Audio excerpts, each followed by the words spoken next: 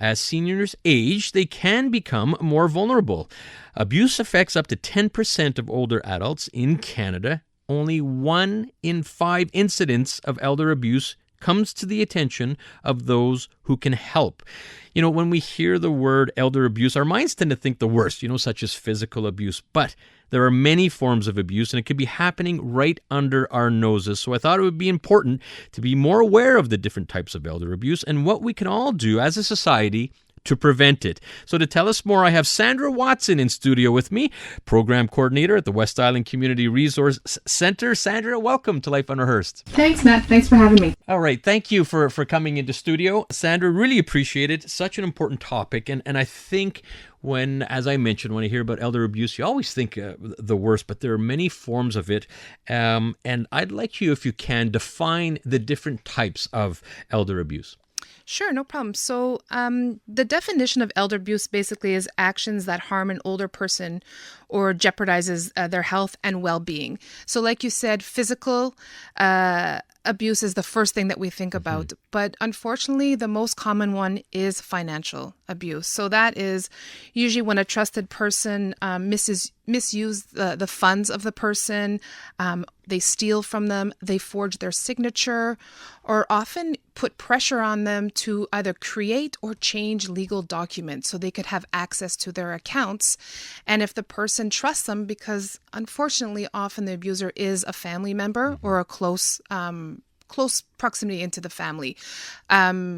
So they do trust them, and they're nervous, they're not sure what's going on, so they do trust them and they allow them into their account. So financial abuse is one of the main ones.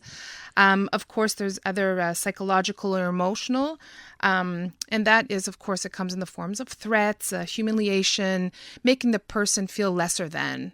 And often in front of people, the emotional abuses happens in front of people, and people are uncomfortable to kind of say, hey, what's going on there?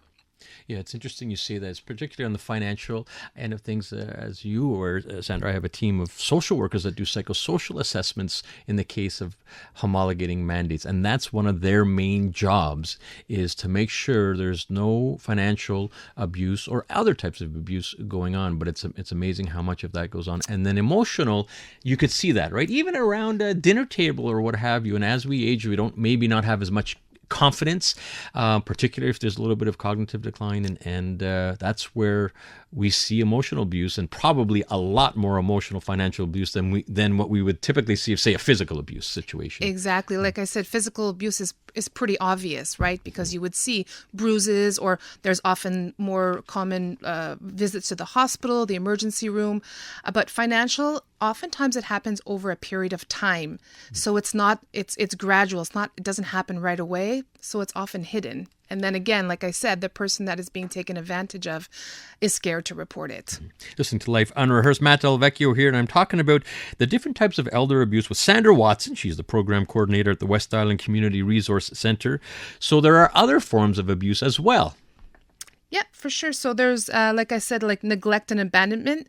So this is where there would be either lack of food, lack of hygiene care, unkept or unsafe place. And this can happen in a home. It also can happen in a long-term care facility as well. And that's another one that is often hidden. It's often hidden because often the older person feels embarrassed that they've let this happen, and they're not sure how to verbalize what's going on and how to reach out for help. Mm-hmm. And we saw that certainly with the pandemic, when family members were just sort of barred from going into these residences, and we saw it clear, how vulnerable our seniors were, and to some extent still are. Always good to have eyes and ears out there for mom and dad or grandparents. Exactly. Yeah. All right. So I'm glad you mentioned, because it's very generic word abuse, and there's many types out there.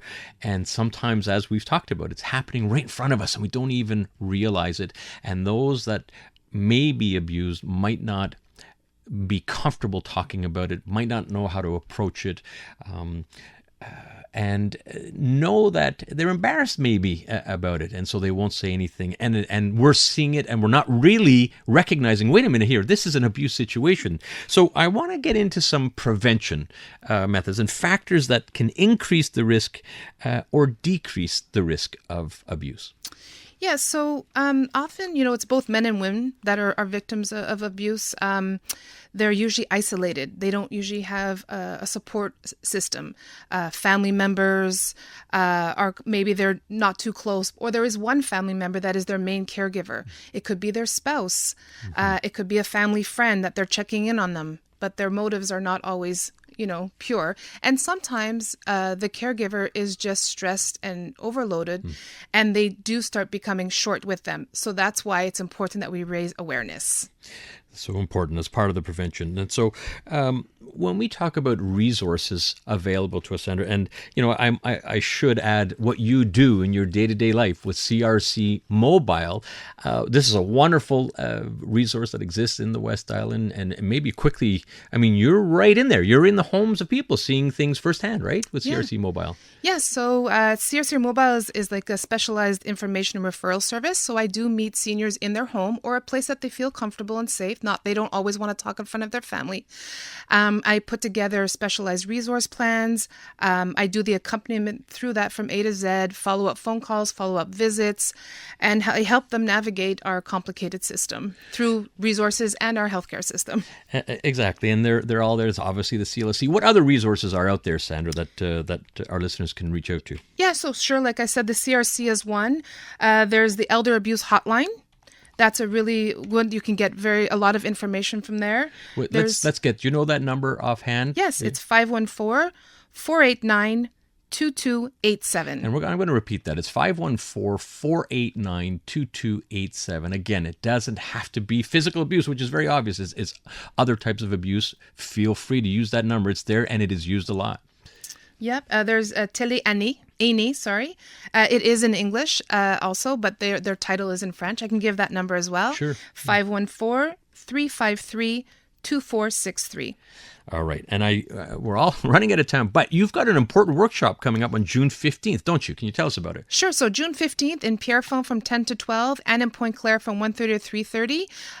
We're talking about elder abuse. We're showing videos that the government created and just to create conversation around it. And we're also going to be talking about scams, fraud, and theft. So it's really important. If you'd like to sign up, you can visit the CRC website at crcinfo.ca. Okay, let's repeat that one more time. First of all, because it's a great resource website. Okay, and then if you do want to, if you're interested in this SPVM fraud prevention and elder abuse, which you're going to be one of the guest speakers as well, let's repeat that website one more time. crcinfo.ca. All right, Sandra, thank you so much for coming in. Thank you, Matt. All right, that's Sandra Watson, Program Coordinator at the West Island Community Resource Center.